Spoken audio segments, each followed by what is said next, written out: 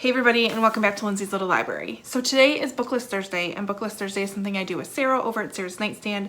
We come to you every Thursday with some sort of book thoughts, ideas, recommendations, something bookish related. And in the spirit of all things spooky and Halloween, the next few weeks are going to be fun, as always.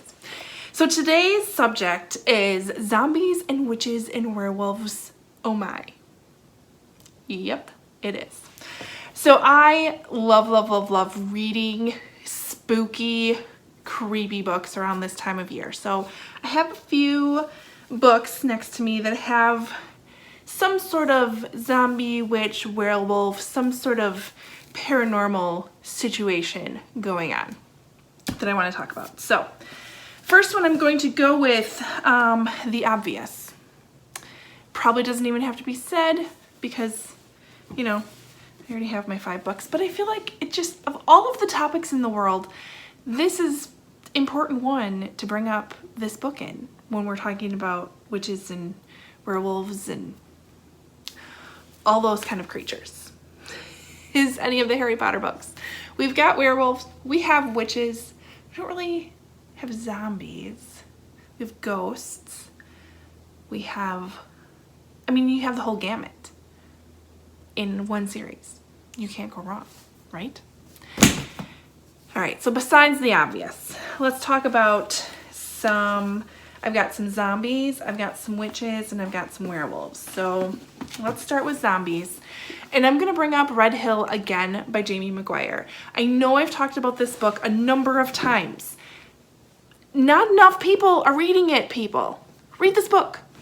So it has zombies in it. Now, I'm not a big fan of zombies or zombie books. Haven't read a ton. Does Bird Box count? That'd be like a zombie, maybe for like a short period of time-ish book. So maybe Bird Box. But Red Hill is fantastic. So we have Scarlett. She's raising two daughters on her own. She is a nurse at a school. Not at a school. At a hospital. And there is some sort of virus, a very quickly moving pandemic happens where if people get this virus or this sickness, they turn into zombies. She realizes this fairly quickly, which is probably like going into this book, don't expect like she realizes this very quickly, like strangely quickly. But just go with it. And so she takes her daughters and she flees to Red Hill to kind of survive this apocalypse that's happening. And it's good. It's so good. Pick up the book. It's awesome. You won't be disappointed. So that's really my only zombie book, unless we count Bird Box. But jury's still out on that one. Then for my witches, I have a couple of witchy witch books. So we have How to Hang a Witch by Adriana Mather. She's actually a direct descendant of Cotton Mather, he was responsible for kind of the Salem witch trials and all that fun jazz, which is what this book is centered around. So we have our main character, what's her name again? Sam. She moves, well, she's lived with her parents for a while, and they've kind of not really sheltered her from, I guess, where her dad grew up, but yeah, kind of sheltered her. Didn't really go back and visit very often. Well, her father is not feeling the best. He's, I think, in the hospital in a coma or something. So her and her mom have to move from New York City to Salem out of financial means and reasons because her dad is not doing so well. And some shit starts to happen. And it goes from there. And there's witches involved, and it's fantastic. It's so good. There's a couple parts in here where it's a little YA cheesy because it is a YA, but other than that, I really enjoyed the book, and I'm looking forward to the second book, which takes place, it's called The Haunting Deep. I think it deals with the Titanic. Same character though. So How to Hang a Witch, pick that up as well. Another witchy witch book is The Wicked Deep, which, hello. Wait for it. It gets better. I know. So pretty. Okay, so The Wicked Deep by Shay Earnshaw. This I also read last year or the year before. maybe 2 years ago. This follows three sisters who were sentenced to death because of witchery.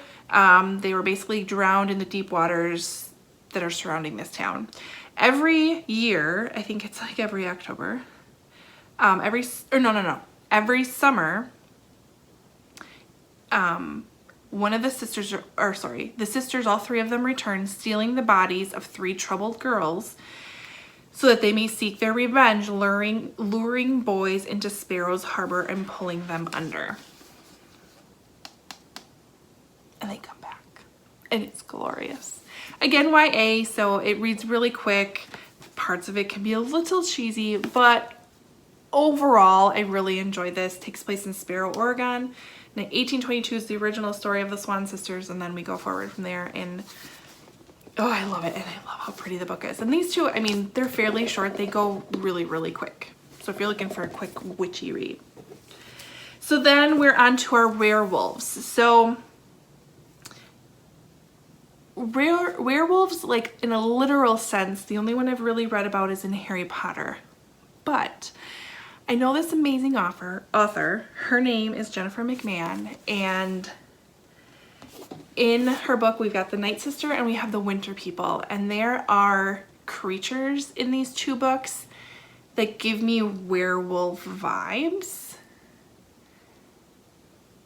in a sense. So we're gonna go with those. So the Night Sister and the Winter People by Jennifer McMahon. This one follows, we have three timelines really going on in the Night Sister, which seems or feels like it could be a little confusing, but it's not. You're fine. So we have 1950s Tower Motel. We have Piper and Margot, and they become friends with Amy, and then something happens with that. Piper and Margot grow up, and so they then have to face the past of what happened to Amy, and things also happened before Piper and Margot. So it's having a hard time explaining it without like totally throwing you off, but you'll get it. Go into it. It's so creepy. It's so creepy. So is the Winter People. Equally creepy. Just read them. So then my last one for my werewolves kind of category is The Hazelwood by Melissa Albert. Another YA book. It seems to be where I'm getting them from. We have 17-year-old Alice Prosper Pine and her mom. And they kind of are travelers, drifters, maybe, as you could say. They don't really stay in the same spot for very long.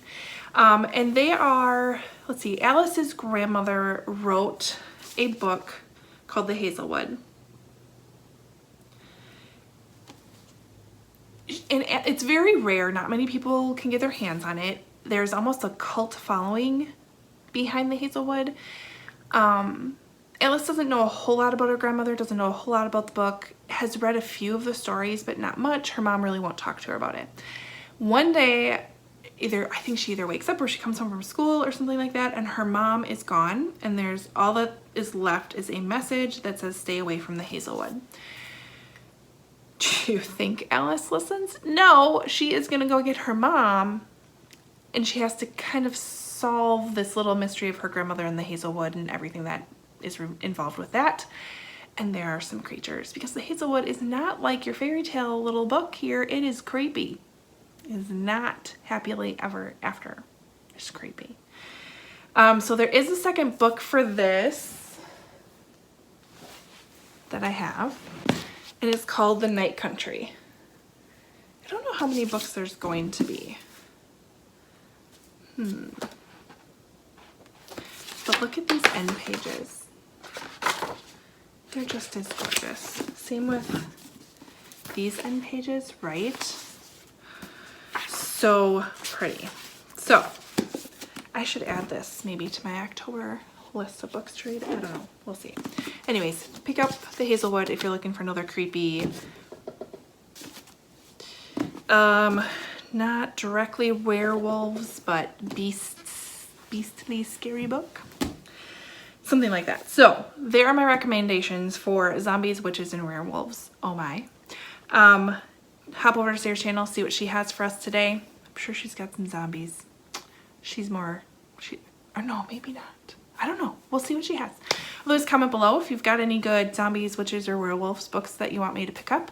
Otherwise, like and subscribe, and I will see you next time. Bye.